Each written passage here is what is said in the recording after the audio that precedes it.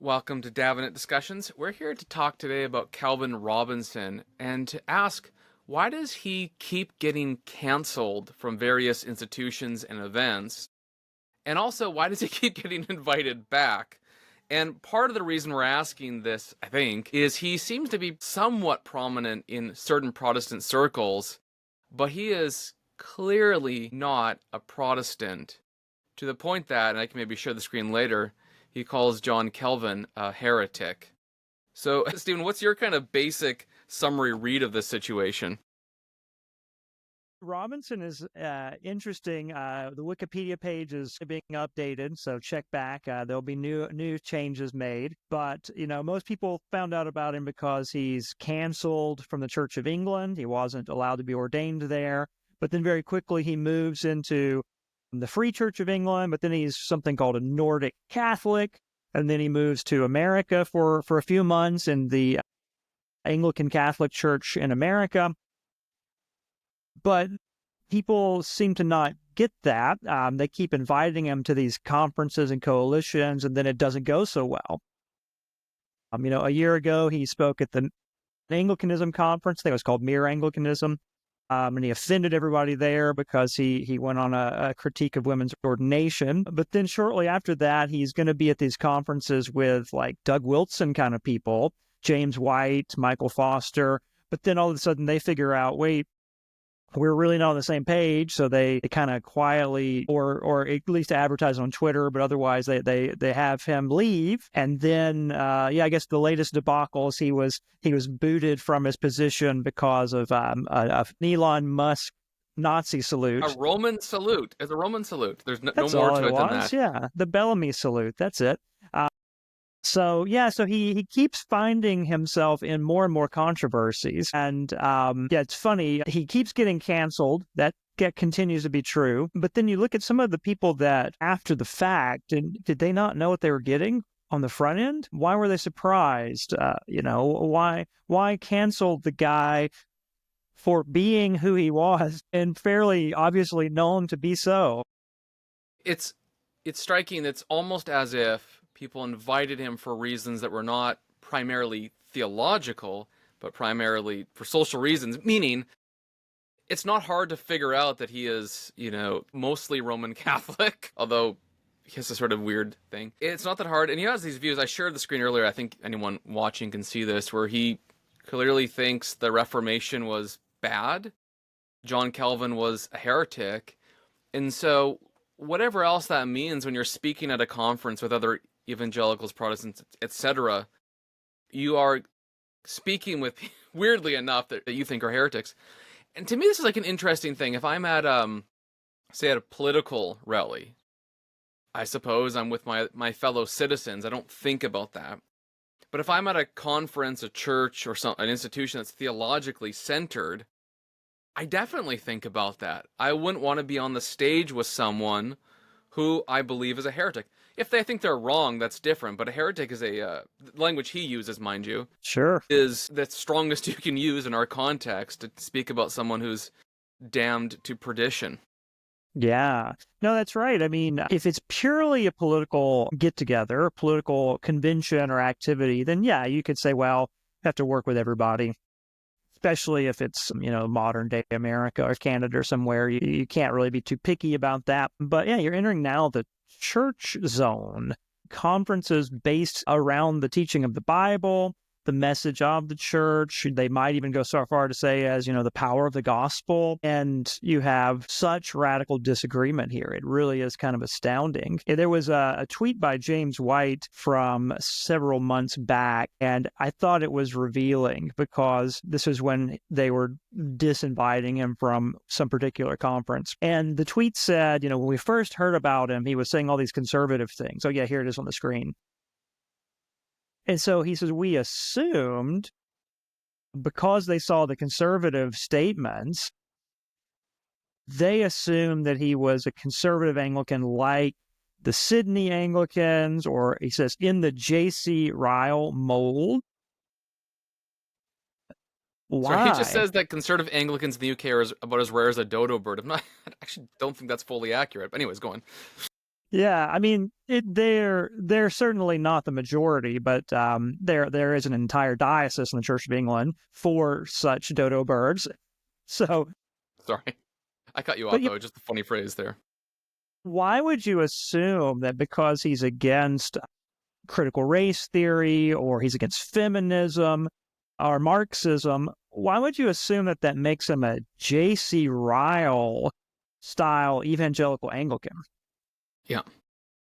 Yeah, I think that's exactly right. I mean, part of the thing that I think you and I have been noticing is that that seems like there are newer coalitions being built right now that use shibboleths like, what's your view on sexuality? What's your view of like the human body? What's your view of whatever X, Y, and Z or Z, depending on your northern or southern position. And you make assumptions on that basis. If someone answers these sets of questions this way, they must be a conservative Christian.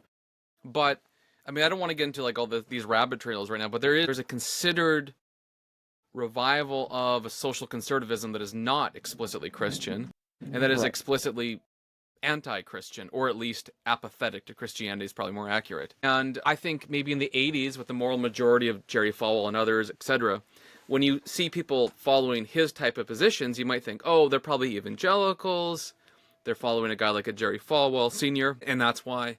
But I don't think you can make those assumptions, or you should not make those assumptions anymore. And yet, even though people are realizing this, Calvin Robinson and others like him are still being invited into theological spaces as if simply because he was, I don't know, against gay marriage or whatever, he must be a J.C. Ryle Anglican.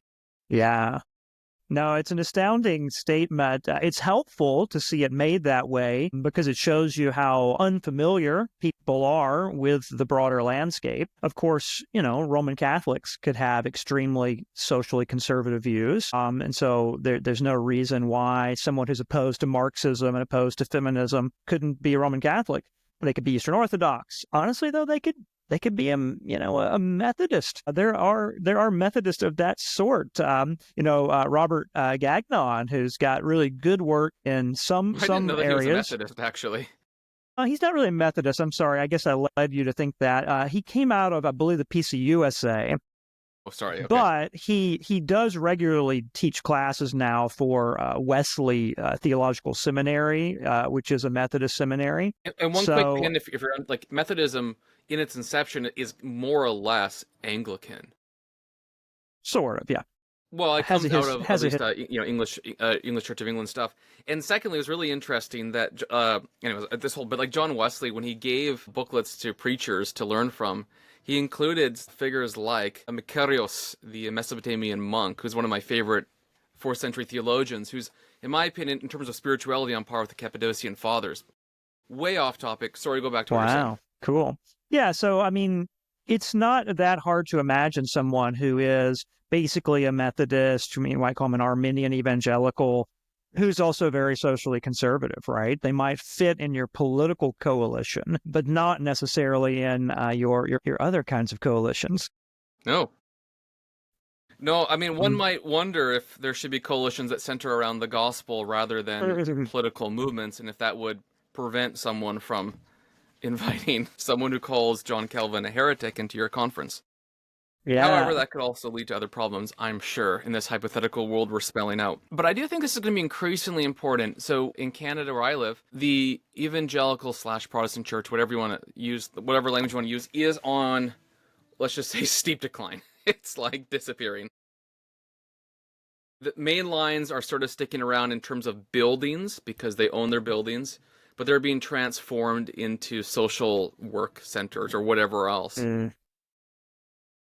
And this is creating this kind of pressure where, what do you do now if you move to a city and there are 7 churches that are evangelical-ish from different denominations? Used to be like, okay, I go to the Presbyterian church, the Anglican church, the Baptist church, the Seventh-day Adventist church, or whatever else it is. I know Seventh-day Adventist is a bit out, but you hear what I'm saying. And now those decisions are not only hard to make because nobody knows what denominations believe anymore. It's become more and more ambiguous. But then secondly, it's like, who do you partner with to make mission happen? Because typically for a church plant, for an outreach or whatever else, you would get together with churches that would be co-belligerents and would help you with that particular end. So you had, let's say you had a number of pregnancy crises. You'd band together 10 churches and you'd help create a pregnancy resource center out of a church or whatever it is.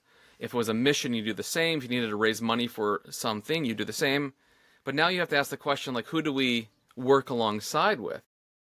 One of the questions in the PCA, at least where I live, it's not a question, it's an interesting thing, and the Dutch Reformed, is they're beginning to work with evangelicals, some of whom are Anabaptist, but have become Calvinistic. So Oh, yeah. I know those you have guys. Calvinist Anabaptists, but in the forms of unity, part of the form, I can't remember which one it is, I think it's maybe whatever Dort or something. Basically, Anabaptists are outside, right? So you Sure. have to say Of course. that, and yet you're a co-belligerent with them because they've actually become Calvinistic in soteriology, not so much in ecclesiology, but in soteriology. And so they're a new breed of Anabaptists. So there's a lot of complicated questions, and you need some criteria to simplify it. My brain says, I do really like, so a guy named Mike Bulmer, who I probably don't know, he gave these talks, I think around 2010, on functional gospel centrality. And his argument was, you start with the proclamation of Jesus Christ according to Scripture, and from there you move in spiral out, and then you meet people in different orbits throughout. And that kind of helps to give you triage. I've always found that to be simple and helpful. Mm-hmm. Yeah, I think what makes life so complicated in these situations is that, certainly in the United States, probably also becoming so in Canada, if you're a Christian, you run everything through the church or a church-like entity, whether or not you need to. So if you want to do politics as a Christian, you don't simply go to your regional district, Republican headquarters, Democratic headquarters, the old Union Hall. Most Christians don't do that. They go to the church or a parachurch and then want a Christian take on politics, right? They want a conference, a book series, a lecture on politics. And many of these conferences that are inviting Calvin Robinson, no matter their branding and their title, they really were addressing kind of culture stuff, right? They want to talk about maybe not politics proper, maybe they're not making legislation, but they want to say, okay, let's talk about critical race theory. Let's talk about egalitarianism. Let's talk about the attacks on marriage or something. That's what they're on about. Now, there's this assumption, oh, yeah, we're all Christians here, and it's running to the church, so that's why they invite people that are identifiably Christian. But because Christianity wasn't really the main issue, they didn't do much digging into the specifics, right? They didn't actually find out if they agree on everything. Even central matters, such as whether or not they're heretics, just didn't come up. It wasn't something that they needed to think about on the front end, because that's not really what the conference was about, but they felt the need to brand it as a Christian and a churchly conference. Yeah. Yep. And I think one of the dangers that we're going to begin to see is, it seems to me that there's a lot of money out there, and the money used to go to more, I would say, traditional church work, like the modern missionary movement and so on. Obviously, it went to all sorts of things always, but I think you can access money a little bit easier when you are attaching yourself to a political cause that roughly half the country is passionate about. So one of the reasons I believe that that President Trump won, in part, was some of the ways that he talked about, men's and women's bathrooms and the trans issue in that regard, which you wouldn't have expected. But there's, every dad of a daughter, privately or not, is at least cautious in this area. And so when you have half the country that's very enlivened about these topics, if you can connect your sort of religious institution to if you kind of you spiral up to the edge on these political orbits, you can then attach, you can make money, you can have success, you can build a career, you can, all good things, by the way. I'm not criticizing this part. This is actually good to be able to build a career. And yet, it means that you might be almost forced to compromise theologically in order to build a broader political/social coalition around whatever the 4 or 5 or 6 things you're fighting for. And it's not even really let's say, I don't know, Christian theology at the center. Yeah, and this is a challenge for organizations like even our own Davenant Institute. What's the center of our mission, and what is the full scope of what we should be about? And that's going to dictate the kinds of people we want in, the kinds of projects that we tack, the kinds of things we advertise, right? And there's always that challenge of you say, well, this is what we want to be about. So we feel like is important. And then, but this is where we're receiving feedback. This is where we're Yeah. getting a response, right? And I think there's a challenge to say, oh, we get a lot of buzz when we talk about these certain issues. When we keep it about politics and culture, that's when we get the response. So let's keep doing that. And then you have the pretty much predictable. It's a perpetual thing. Yeah. Well, as you bring that up, let me just share something with you. So this is the Davenant Hall website. So part of what the Davenant Institute does is it, has online and in-person courses. You can go to davenanthall.com and look at these all, and they will, you can register right now for all sorts of things on theology, etc. But the reason I bring this up in part is it was really interesting to me to think through how this all worked in 2016 through 2020. One of the bigger questions was, how does classical theology and Trinitarian theology work out? So if you have classes on that, kind of explodes. It's kind of like that's the issue du jour. And then when that sort of fades as the key question, it kind of moves over to say, I don't know, questions around sexuality, etc. So then you have those practical questions like, well, do you keep offering classes on classical theology, etc.? So my answer is, of course you do, yes, because that's central to the Christian identity and the idea of retrieving our past wisdom for the church today. But Yeah, it's not nearly as cool as it was in 2016 and 2020. for sure. And it strikes me that if we were to, if I was to say, hey, we should jump on one particular political bandwagon and really press into this, probably there'd be more money and more attention. But I'm not sure it would have the same lasting impact. If you ride on something that has like a 2 to 4 year time cycle of importance, then you kind of do too. So I don't mean this as a prediction, but as an illustration. So if we're offering classes on Chalcedonian Christology, actually we kind of are. Matthew Hoskins is doing one of the 7 councils this fall. If we do stuff on this, I'm going to guess the next crisis is going to be over Christology. We had our Trinity one. The next one's going to be on the natures of Christ and so on. We're already there. You've already built the core material, the books, the articles, the classes, and you've already stood there. And that's going to be useful to the entire church. But people may not love the way I'm about to put this, but I'll try to be careful. The current election cycle's over in 3 3/4 years. And really 3 years, if you think about how election cycles in the U.S. work. It's 3 years, then you're a lame duck for your last year. It's exciting now, and there are really interesting, important things happening. I'm not denying that. But, in 10 years, few people are going to think about it.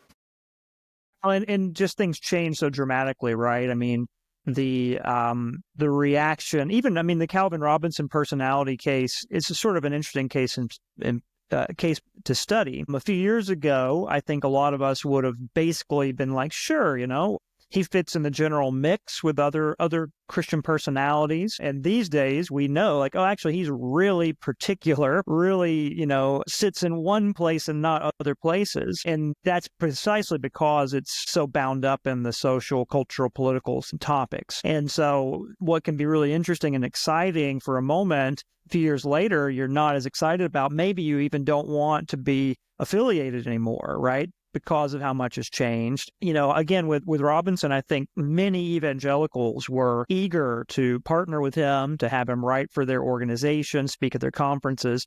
And I think that's probably no longer going to be the case. At this point, there's been enough realization that they're on different pages, different convictions. But that shouldn't have been a secret, as we said, right? That should have been able to figure that out by just doing a little bit of research, a little bit of homework. And I think that's a lesson for us, is not that we don't know how to do the homework, but we don't always care to do it. Yeah. We don't always think it's worth worrying about. And I think it still is. There's even an individual prudence question, because we're talking about the outsider perspective. But as an insider, if you kind of attach yourself to the issue du jour and the person of the moment, who is a firebrand, you're going to be associated with them, and you might lose a sort of lasting impact that will matter much more. Like I was recently in Minneapolis at the whatever the John Piper conference is called, and he's no longer as popular as he used to be, and so on. And I hear then some people say, oh, he's kind of like yesterday's man or unimportant.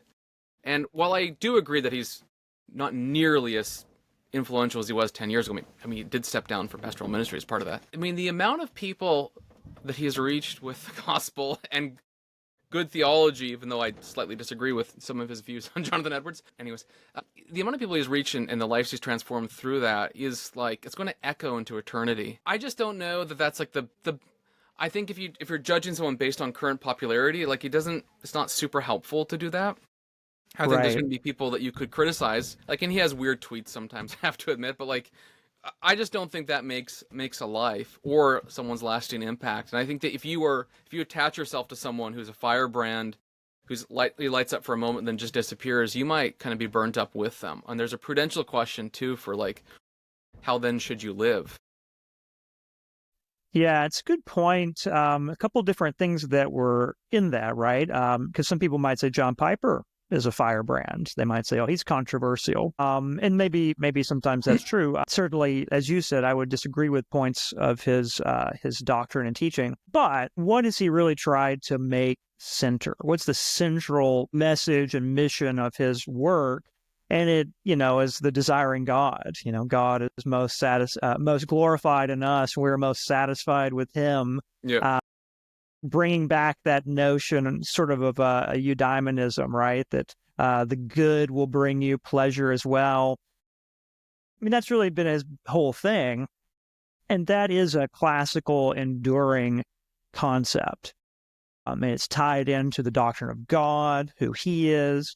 It's tied into salvation. It's tied into our eschatological destiny. I mean, you could really fill that out. Whereas his sort of strange and questionable takes on, pacifism or whatever, not that they're not important, but they're less enduring, and they're clearly not the center of that ministry, right? They're not talked about all the time. So I think that's how you can distinguish that.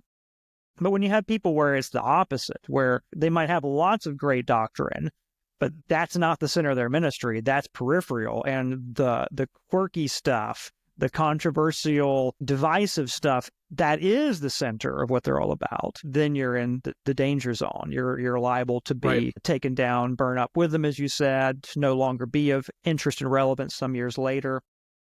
So I think that's an important difference. Also, this is not saying don't be around controversial people, right? Like if someone's causing trouble, get away from them. I think that's a common mistake. A lot of people have that attitude. That's sort of the HR mentality, the political branding mentality. We have to be willing to be controversial, to be tarred with controversy, if the controversy is sound, biblical, good, godly. I agree. And I think it's coming, it's already here. If you're going to take a stand on like certain sexuality things, certain freedom issues, you're going to be tarred and feathered.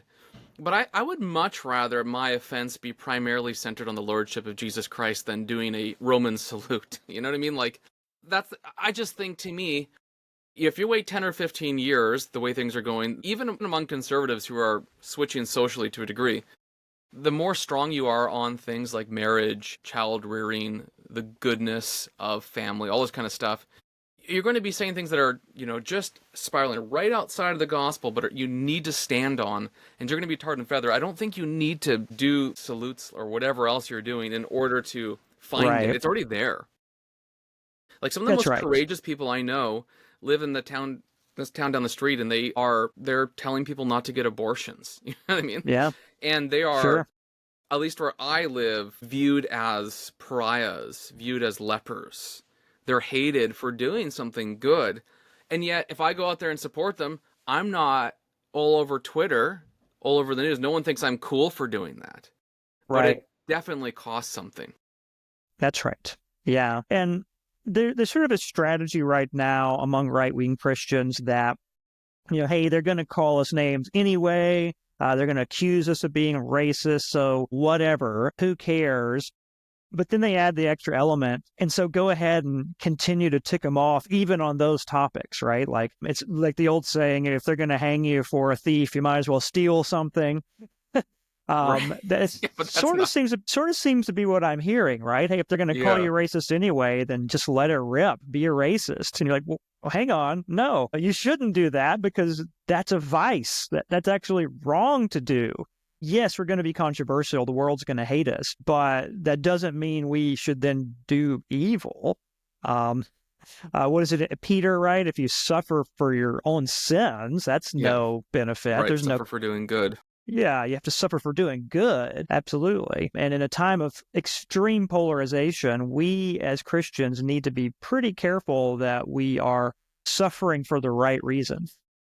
I think Paul, I can't remember the exact one, but uh, uh, should we do evil so that grace may increase? All those kinds of things as well. Yeah, Peter's Mm-hmm. fascinating. So 2 Peter 2, I think, is probably the chapter of our moment. You have a number of people from among a church who promise freedom by following the passions and desires of the flesh. And Peter says of those people, they become, one, by promising freedom, they actually enslave others and themselves. Like Jesus said, if you sin, you're a slave of sin. But two, they become irrational animals. So the word there is, I think it's aloga zoe or something like that. I can't remember the exact wording, but an irrational animal, one not controlled by, chapter 1, that partaking of the righteousness of Jesus Christ, our God and Savior, which looks like the virtues and self. I think self-control is mentioned there. I can't remember the second. I'm sure it is. It's almost always in those lists. So I think it's really the chapter of the moment. You can promise freedom by following your passions and desires. Let's just be jerks because they expect it of us. But that's actually enslaving. You become essentially enslaved to the desires and passions of the flesh that you think that you're just flaring up over for fun, but actually they are the very ways, the very tools that are imprisoning you into irrational desire. Yeah. No, How it's about that? To important. bring that to early Christian metaphysics and psychology, rather. Yeah. I know you have to go in a few minutes, but is there one last thing we need to talk about before you need to jump off? So yeah, we have the questions of the difference between like a purely political operation and a Christian gospel ministry target. I think that's worth considering. There will be organizations that straddle and overlap those, and they'll have to sort that out. And then Christians also, maybe tying into what you were saying here and getting us back to the Ordo Amoris argument from weeks ago, Mm. I think we need to be careful about our loves and what topics are we really giving our heart to. Now, you can anticipate the objections, the warning flags. Oh, are you going back to the idols of the heart? Is that what you're doing here? Like Calvin said, man, who's definitely not a heretic. It can be overused, right? You can say, okay, you like playing golf, it's an idol. Okay, well, sure, that can be abused. But it is actually still the historic Christian position that if you love something, even a good thing, in the wrong way or to the wrong extent, or in the wrong order, right, prior to other things, then it has become an idol and it is sin. And I think our Christian ministries have got to be really careful about this, right? When we want to say something into the culture, if we want to address something that's relevant, we want to give practical advice for Christian discipleship, even we want to be, like a Abraham Kuyper culture transformer, whatever. Why? Why do we want to do that, right? Do we want to do it because we're promoting the glory of Christ and we're making the salvation of all men more accessible and possible? Mm. Or is it an indulgence of the flesh?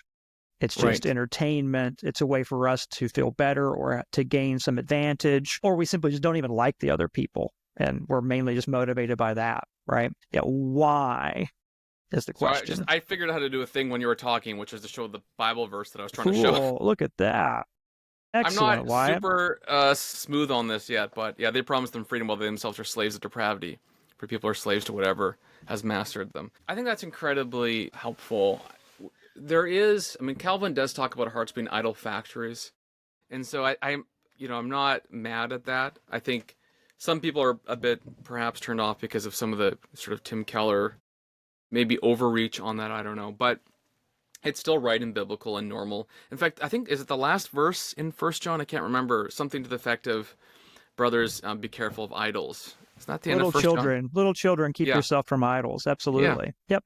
No, it's absolutely still a problem. And idolatry is frequently paired with sexual immorality. Mm-hmm. And both of those do kind of come together under the idea of concupiscence, right? Right, and you wrote a great article in a book on that, didn't you? I can't remember, some theology book that came out with Crossway. Yeah, it's from heaven he came and sought her, I believe, or no, ruined sinners to Yeah, reclaim. I was gonna say, I don't think so. The other hymn line, yeah, ruined sinners to reclaim, edited by the Gibson brothers, a big brick of a book. But that's a really important chapter. The topic's really important, concupiscence, Yeah. or concupiscence. Well, thank you. Yeah. Yeah, when I was working on that project, I started off doing it because of controversies related to Revoice. So I wrote a blog post on it back then in Revoice days. And then by the time I finished writing this chapter, I kind of concluded that, concupiscence is not first and foremost a sexual doctrine. It really is orientation of the heart and soul towards God. And it applies to matters like justification by faith alone. It applies to trusting God versus perpetual anxiety. It applies to the lust for domination. I mean, it is such a wide-ranging topic. It gets at the real heart of the pursuit of salvation. I think so. I think at the end of the day, concupiscence, I call it concupiscence, is, yeah, it's that sort of just desire for what you ought not to have, in a sense. So the gospel needs to free you from that. Yeah. Versus the opposite. And it's a trap in these culture wars, not because there's not a real threat, not because we're supposed to run away and bury our head in the sand, but it's just so easy for the momentum and the thrill of the chase, the energy of battle to take over. In fact, I was preaching through Galatians some time ago, and when it gets to the works of the flesh and the fruits of the Spirit, it says the works of the flesh are evident. And I remember I was just doing a study through the works of the flesh, and one of the works of the flesh there, commonly translated anger or wrath, the Greek word underneath it is actually thumos. And that got my attention because I had read a book some years ago by Harvey Mansfield, a philosopher at Harvard, and the book was actually called Manliness. So he is on the pursuit for what is the core essence of manliness. And now Mansfield, he's not a Christian himself. He's sympathetic to the classical tradition, so he's not hostile, but he's not a Christian. And his answer, based on his reading of Plato and Aristotle and others, is the core of manliness is thumos. Now, he didn't define thumos simply as anger. It was the spirited element which drives us towards adventure and greatness and conquest, right? But when I noticed, wait a minute, that's the same word that's in Galatians and is listed as a work of the flesh, we need to pay attention. We need to be careful. I don't think it means that every instance of thumos is always the evil one. It's not like it's essential to thumos to be a work of the flesh. But the fact that it is so frequently a work of the flesh means that that's a real tendency and danger and temptation. And so when we're in the thrill of the chase, the spirited element to do great things, be careful. Watch out. Yeah. I mean, it'd be interesting if we could talk about the first millennia of Christianity's psychological tradition on thumos, because it's not that everyone, you're right, no, not everyone says it's pure sin. That's not the point, but it's almost always in the sin lists. I mean, wrath is one too, obviously. And so, and the reason why is, for the most part, anger is something that is of the flesh and sort of takes over. Whenever you've been angry, you know that you have heartbeat, things flare up, and you often say or think things you don't want to. That's a sign that you're not under control. You don't have enkritia, which is self-control. Yeah. And it's a sign of weakness, not strength. Absolutely. In the tradition. And yeah. It's not, like, to use the language in the end of 1 Corinthians, it's not the manliness being articulated there. Manliness being more defined as the sort of courage, and it's also connected to the set of virtues as well. Right. And this can pop up in the various temptations of culture warring because it's a form of war, right? You're getting angry, you're doing conflict, your passions are involved. You think you're inspired by righteous indignation, and being aware of that will help us to keep a harness on this, Right. And this is probably a terrible illustration to end this with, but I just finished reading the Odyssey last night, and it struck me how Odysseus is so planned out and careful to execute justice Oh, yeah. that he's the only time that his emotions seem to really take over him is when he sees his son and they weep together over the Yeah. joy of the Well, reunion. also, the very end of the book, right? He's trying to go take excessive vengeance after he's already wrapped everything up. And that's when the gods actually intervene and Right, stop Athena him. says stop.